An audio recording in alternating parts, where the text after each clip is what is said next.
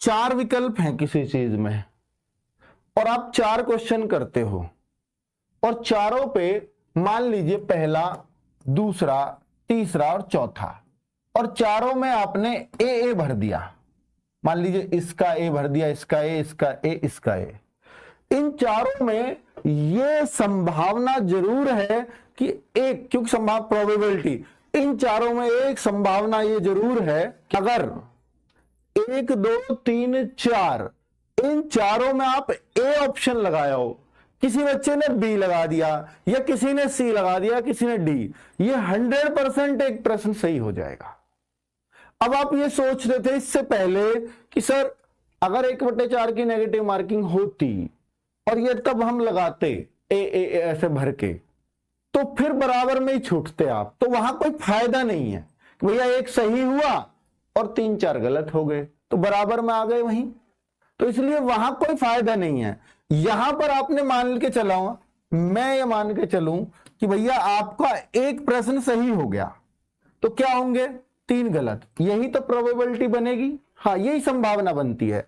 3 गलत हो गए तो इन 3 गलत की वजह से आपका कितना कटा 0.75, ये माइनस हुआ और इसकी वजह से मिलेगा कितना 2 नंबर। नेगेटिव मार्किंग समझा रहा हूं आपको, तो कैसे हुआ ये, बी भी लगा दोगे ना 4 में तो एक सही हो जाएगा पक्का, पर एक सा भरना, तो भैया ये आपका जो है ना फिर भी फायदा कितना रहा, ये वो क्वेश्चन थे जो मुझे बिल्कुल नहीं आते थे। उन 4 क्वेश्चनों से मैं फिर भी इतना नंबर ले गया क्योंकि इनका मुझे कोई आइडिया नहीं था। मिलेगा कि नहीं खुद बताओ, ये तो तुम्हारा नंबर ही नहीं था। तो बच्चों 4 में से 1 की संभावना रहती है और मान के चलो भैया 5 में से 1 ही सही हुआ तो भी कोई दिक्कत नहीं है, और ऐसा हो सकता है कि 8 में से 1 भी सही ना हो। अगर कोई सा भी एक विकल्प लगा दो आप, बहुत कम चांस है।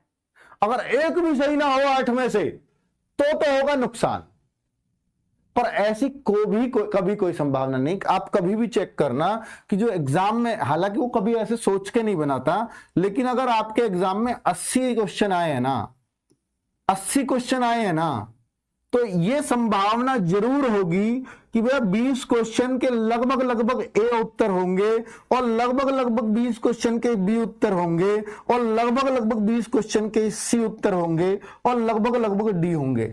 ऐसा जरूरी नहीं है कि ये ए पे 20 ही क्वेश्चन हो, ऐसा हो सकता है इस पे 22 हो, इस पे 18 ही रह जाए, पर लगभग वही आएगा।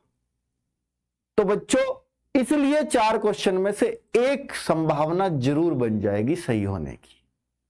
इसलिए मैं कह रहा हूं कि जो क्वेश्चन आपको थोड़ा सा, मान लीजिए 4 ऑप्शन हैं ए बी सी डी, ये 4 ऑप्शन आए आपके, ये आपको बिल्कुल भी नहीं आता, मतलब ये क्वेश्चन आपको पता है कि इसका उत्तर ये नहीं हो सकता, लेकिन इन 3 में से कोई एक जरूर होगा। तो फिर तो आप ऐसा ना लगाएं कि ये लगा दो सबको, तब तो आप ना लगाएं, तब तो आप इन 3 में से मारना है आपको फिर तुक्का। आपकी मान लो सीरीज चेंज चल रही है कि जो मुझे नहीं आता मैं उसका ये लगाऊंगा, तब थोड़ी ना लगाना है, तब तो उसको लगाओ कि भैया इन 3 में से तुक्का मारो, अब एक ही लगाऊंगा, ये तो मुझे पक्का पता है नहीं आएगा यहां, तो फिर तुक्का ऐसा मारो, थोड़ा दिमाग भी लगाना है भाई, ठीक है। तो ये मैं आपको एक वो दे रहा हूं क्योंकि कई बार ऑप्शन में पता लग जाता है कि ये नहीं होगा, तो फिर तुक्का आप अपना बदल दो, ठीक है।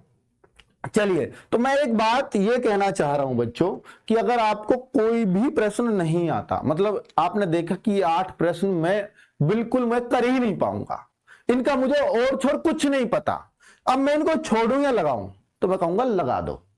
उन 8 प्रश्नों पे क्या लगा दूं, या तो सब पे ए लगा दो, या सब पे बी लगा दो, या सबको सी लगा दो, या सबको डी लगा दो।